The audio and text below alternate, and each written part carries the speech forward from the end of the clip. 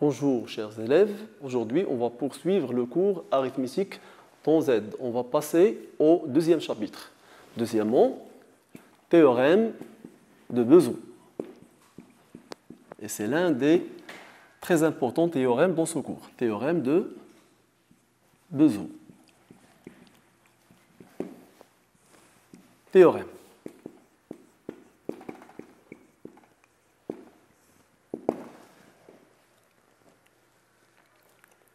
Étant donné des entiers A et B sont premiers entre eux, c'est-à-dire le plus grand commun diviseur de A et B est 1, si et seulement si il existe UV dans Z tel que UA plus VB est égal à 1. Preuve.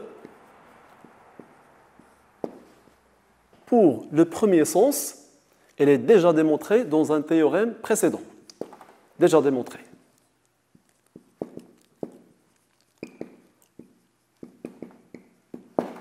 On a déjà dit que si le D est égal à A et B, le plus grand commun diviseur est D, alors toujours il existe des entiers UV tels que UA plus VB est égal à 1.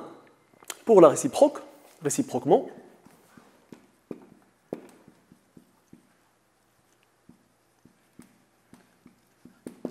si il existe UV dans Z tel que UA plus VB est égal à 1, on pose D est égal le plus grand commun diviseur de A et B. On va montrer que D est égal à 1. On a D divise A et D divise B. Alors, D divise toute combinaison linéaire de A et B avec des coefficients entiers. Alors, D divise UA plus VB. UA plus VB, c'est 1. Donc, nécessairement, D est égal à 1, puisque le plus grand commun diviseur est un entier positif. L'entier positif qui divise 1, c'est uniquement 1. D'où le résultat. On passe à des exemples. Exemple 1. 3 fois 12 plus moins 1 fois 35, c'est 1. Donc, selon le théorème de Bezout, 12 et 35 égale à 1. Le plus grand commun diviseur, c'est 1. Un deuxième exemple, pour tout n appartenant à n, 3 facteur n plus 2 plus 1 facteur moins 3n moins 5, c'est exactement 1. Ici 3n, moins 3n, 6, moins 5, c'est 1. Donc, n plus 2 est premier avec moins 3n moins 5.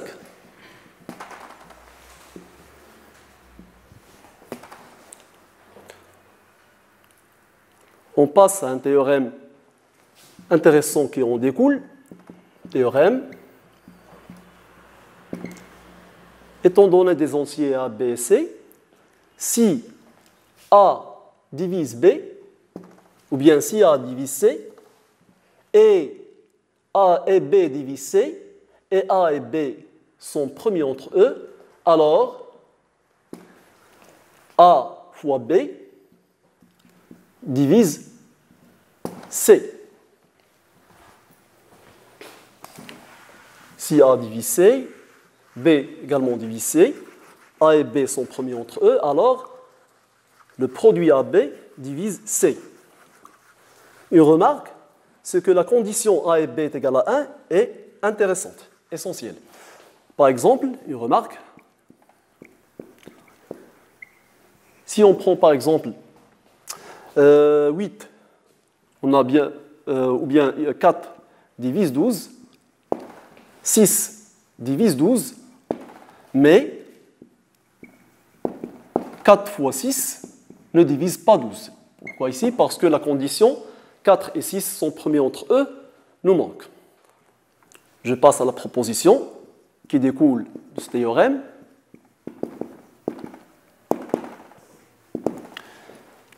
Étant donné des entiers A et B, si A et B sont premiers entre eux, c'est équivalent à A à la puissance n et B à la puissance m sont premiers entre eux pour tout entier naturel n et m non nuls. 2. Si A divise C et B,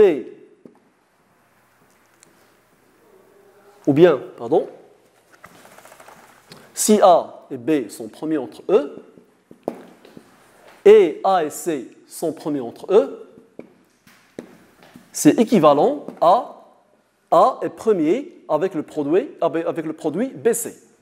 A et BC sont premiers entre eux. Un résultat très intéressant, si on a A congru à B, ou bien si on a AC congru à BC modulo n, et C et n sont premiers entre eux, alors on peut rectifier par C dans les deux membres. Alors A est congru à B modulo n. Donc si on a AC congru à BC modulo n, on peut éliminer le C si on a la condition C et n sont premiers entre eux. C'est un résultat très très essentiel.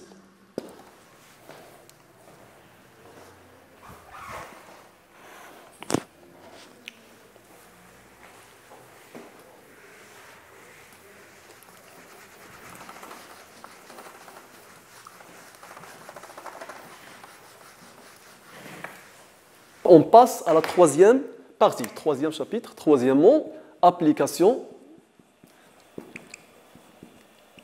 du théorème de Bézout.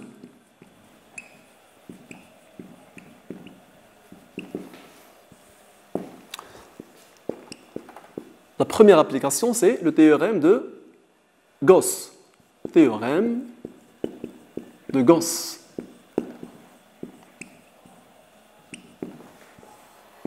Donc, soit B et C des entiers non nuls.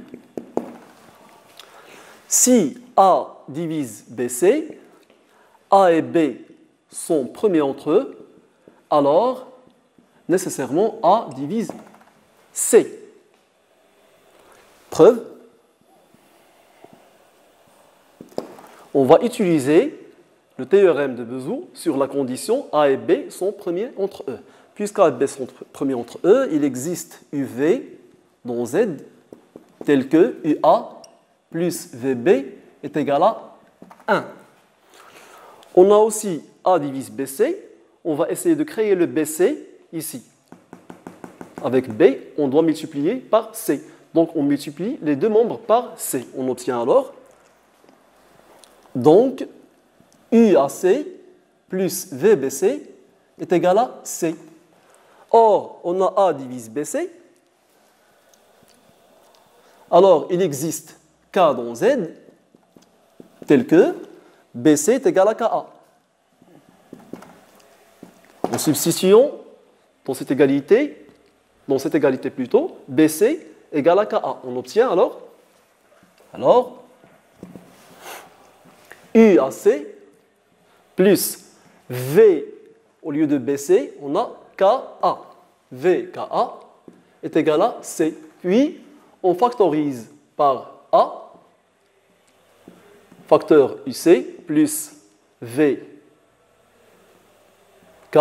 est égal à C. Finalement, d'où A divise C. Ainsi, on a achevé la démonstration. Donc, une remarque importante, c'est pour la réciproque, n'est pas juste en général. Donc, pour la remarque, on a par exemple 12 divise 3 fois 8. Mais 12 ne divise ni 3 ni 8. on passe à notre théorème.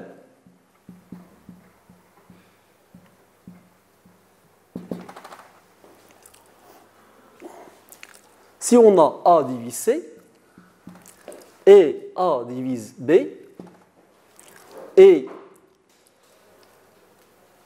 B divise C, pardon, si on a A divise C, et B divise C également, et A et B sont premiers entre eux, alors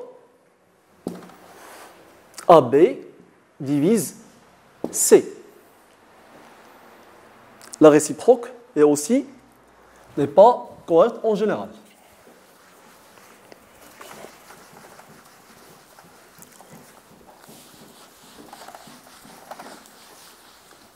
Par exemple, 4 divise 16 et 8 divise 16, mais 4 fois 8 ne divise pas 16. Parce que ici, 4 et 8 ne sont pas premiers entre eux. Il nous manque cette condition. Je passe à une proposition.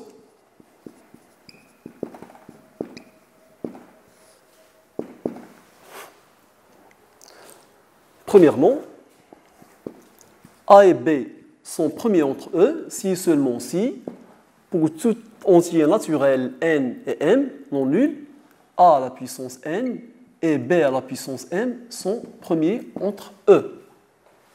Deuxièmement, A et C sont premiers entre eux, B et C sont premiers entre eux, c'est équivalent à AB et C sont premiers entre eux.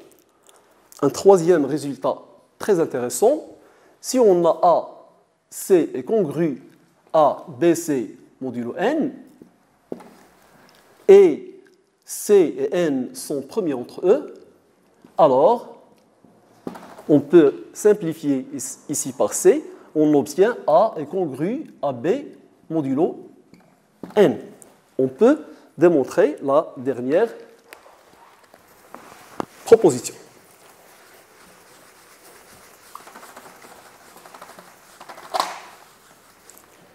Preuve de la troisième. On a AC est congru à BC modulo n. Donc, n divise leur différence, AC moins BC. En factorisant par C, c'est C facteur A moins B. Dans les conditions, on a C et N sont premiers entre eux. Puisque N et C sont premiers entre eux, alors selon le théorème de Gauss, N divise A moins B. D'où A est congru à B modulo N par définition.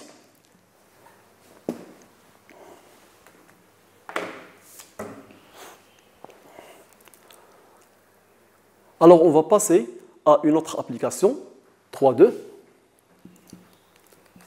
les équations diophonciennes. Équations diophonciennes.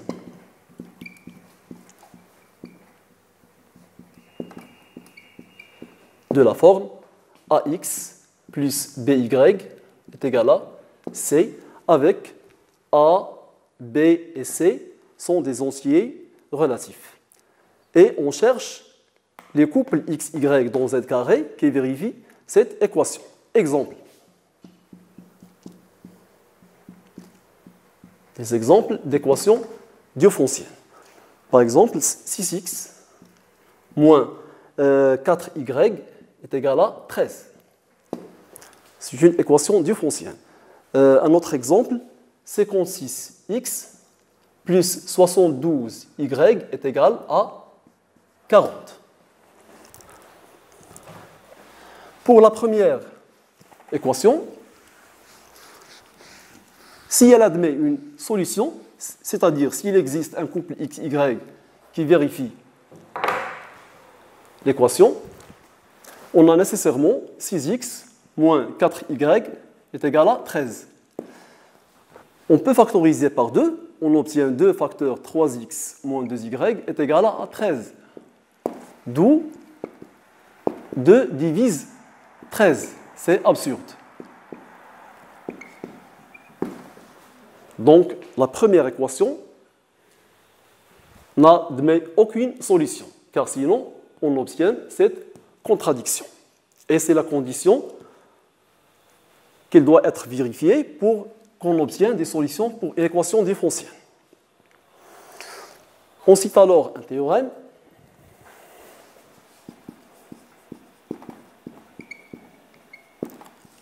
En considérant l'équation E de la forme AX plus BY est égal à C, premièrement, l'équation E admet au moins une solution dont Z carré, si et seulement si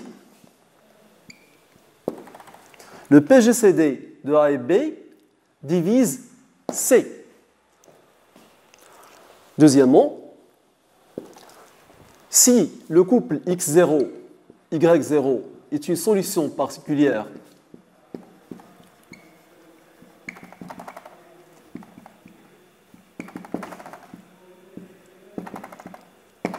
de E, alors l'ensemble des solutions de E est l'ensemble des couples de la forme X0 plus K, B sur le PGCD de A et B, Y0 moins K, A sur le PGCD de A et B, avec K un entier relatif, quelconque.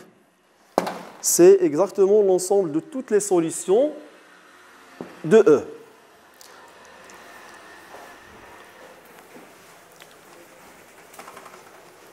Je ne vais pas faire une démonstration pour ce théorème, mais je vais essayer de faire le deuxième exemple en utilisant la méthode de la démonstration. Donc, une application.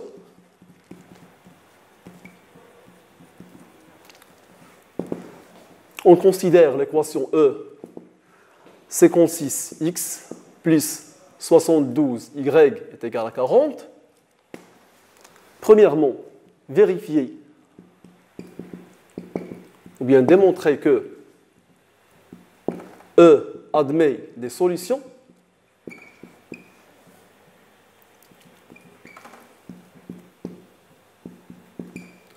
Deuxièmement,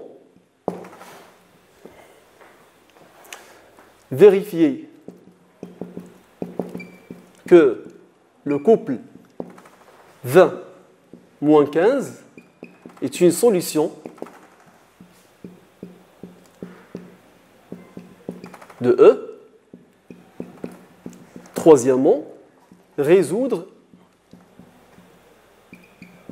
dans Z carré l'équation E.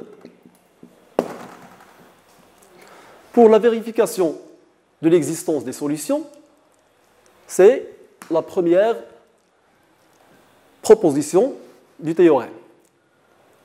Donc, on va essayer de calculer le PGCD de 56 et 72 et on va voir s'il divise 40 ou non.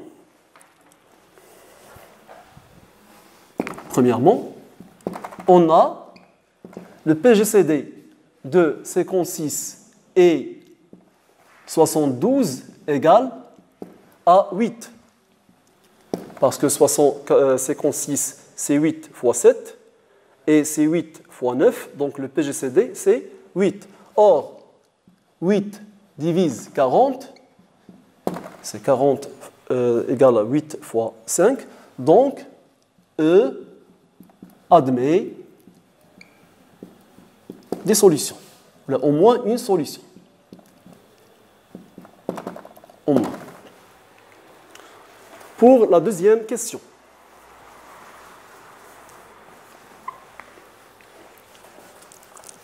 Vérifier que le couple 20 moins 15 est une solution de l'équation. Donc on va substituer x par 20 et y par moins 15. Et on va voir si c'est égal à 40.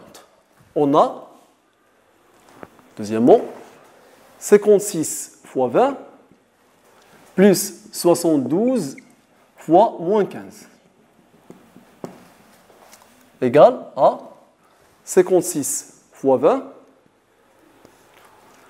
2 fois 6, 12, 2 fois 5, 10, 11, donc un 0 ici, et 72 fois 15, 5 fois 2, c'est 10, 5 fois 7, 35, 36, 2, 1, 7, c'est 7, 0, 8, c'est 10.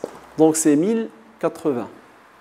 Alors c'est égal à 1120 moins 1080 égale à 40. Donc le couple 20 moins 15 est une solution de E.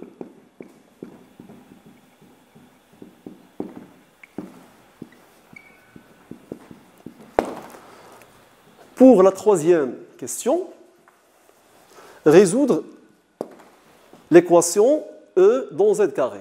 On peut directement utiliser le théorème, mais je vais essayer de faire la démonstration implicitement. Soit x, y, une solution de E. On a 56x plus 72y est égal d'une part égale à 40, d'autre part égale 56 fois 20 plus 72 fois moins 15. Donc, on déplace 56 fois 20 à l'autre membre, on obtient 56 facteur x moins 20 égale de même 72 facteur moins y moins 15. On peut simplifier par 8, puis on obtient 7 facteur x moins 20 égale moins 9 facteur y plus 15. J'ai factorisé par moins 1 ici. Alors, 9 divise 7 facteur x moins 20. Or, 9 et 7 sont premiers entre eux. En utilisant le théorème de Gauss, alors, en utilisant Gauss, 9 divise x moins 20. Donc, il existe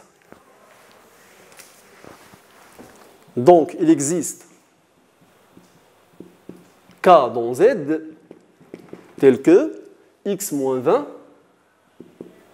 égale à 9K. C'est-à-dire x est égal à 9K plus 20. On substitue x moins 20 par 9K dans cette égalité.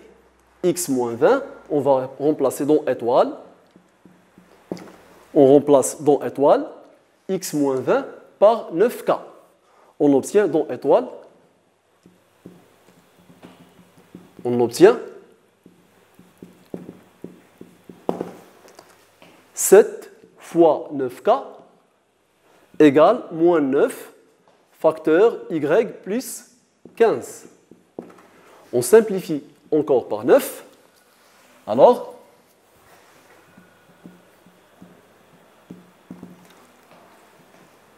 y plus 15 égale moins 7K.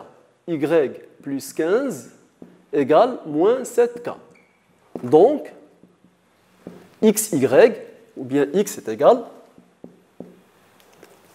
à 20 plus 9K, et y est égal à moins 15 moins 7K, tel que K appartient à Z.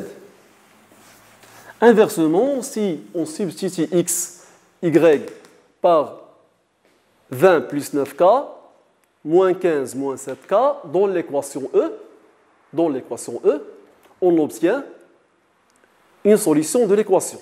D'où l'ensemble des solutions, c'est l'ensemble des couples de la forme 20 plus 9k, moins 15 moins 7k, tel que k appartient à z. Ainsi, on a terminé la solution.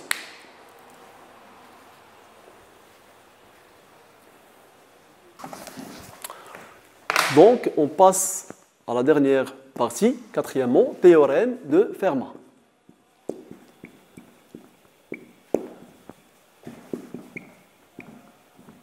Fermat, le plus célèbre en arithmétique. Donc, les petits théorèmes de Fermat. Théorème 1. Soit P un nombre premier.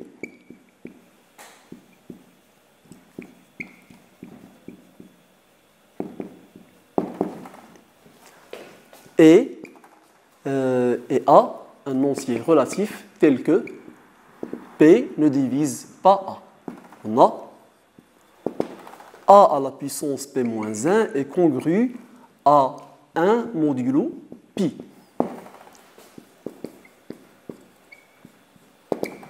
Un autre théorème. Dans la même condition, si P est un nombre premier, si on ne considère pas la condition P divise A, P premier, et A quelconque et A dans Z. On a A à la puissance P est congru à A modulo P. Une petite application. Montrer que pour tout entier supérieur ou égal à 2, on a n à la puissance 5 est congru à n modulo 30. Pour cela, on va utiliser la remarque suivante. 30 se décompose en produit de nombres premiers, c'est 2 fois 3 fois 5. 6 fois 5, c'est 30. On va montrer que n à la puissance 5 congrue à n modulo 2, puis modulo 3, puis modulo 5. Et on va combiner tout cela. On a 5 est premier. Donc, directement en utilisant le théorème de Fermat, alors, selon Fermat,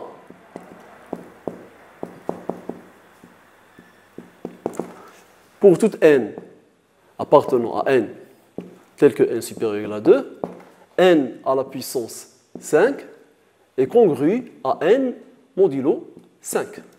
C'est le deuxième.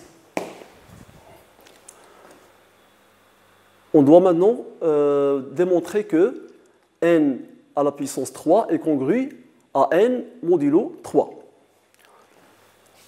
On a n à la puissance 5 moins n égale à n facteur n4 moins 1. C'est n facteur n carré moins 1 facteur n carré plus 1.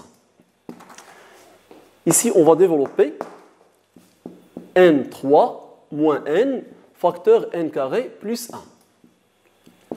Puisque 3 est premier,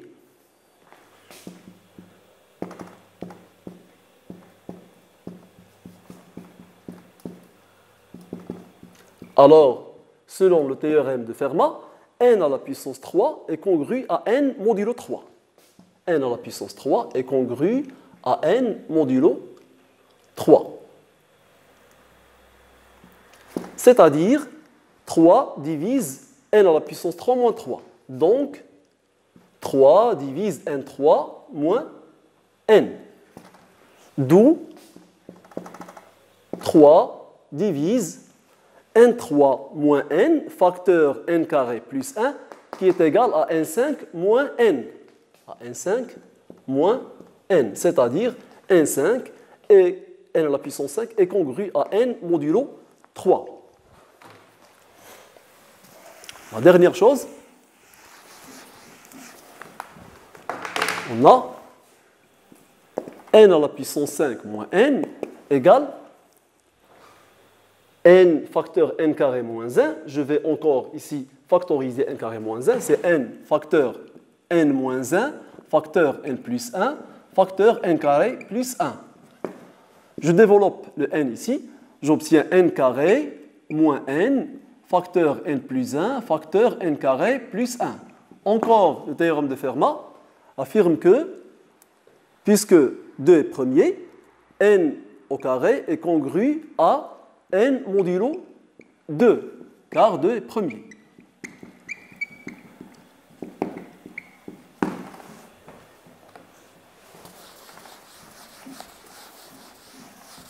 Alors, 2 divise n carré moins n, et n carré moins n divise encore n5 moins n. Donc, 2 divise n5 moins n. La conclusion, 2 divise n5 moins n, 3 divise n puissance 5 moins n, et encore ici, on a 5 divise n à la puissance 5 moins n par définition de la congruence. Ici, je vais le rajouter ici. 5 divise n à la puissance 5 moins n. 5 divise n à la puissance 5 moins n. 3 divise n à la puissance 5 moins n. 2 divise n à la puissance 5 moins n. Or, 5 et 3 sont premiers entre eux.